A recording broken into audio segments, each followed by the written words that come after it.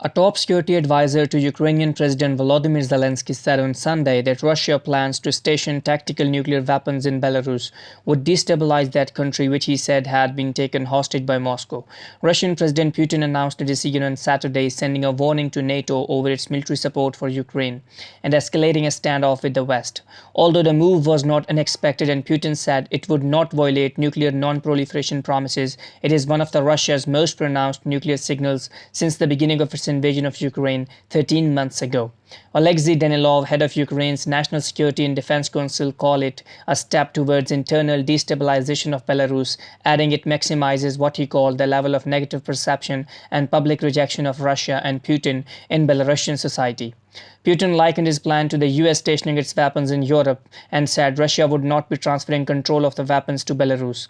We are not handing over the weapons as the US doesn't hand them over to its allies. We are basically doing the same thing they have been doing for a decade, Putin said. However, this could be the first time since the mid-1990s that Russia has based such weapons outside the country. Experts told the development was significant since Russia had until now been proud that unlike the US, it did not deploy nuclear weapons outside its borders.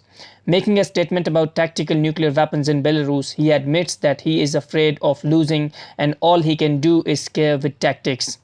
Polodlike tweeted, "We haven't seen any reason to adjust our own strategic nuclear posture nor any indications Russia is preparing to use a nuclear weapon. We remain committed to the collective defense of the NATO alliance," a senior US administration official said.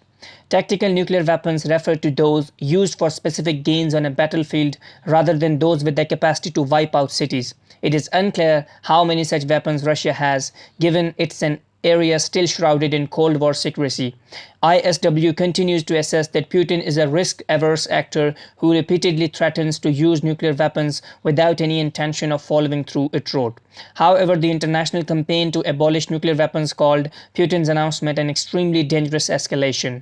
In the context of war in Ukraine, the likelihood of miscalculation or misinterpretation is extremely high. Sharing nuclear weapons makes the situation much worse and risks catastrophic humanitarian consequences.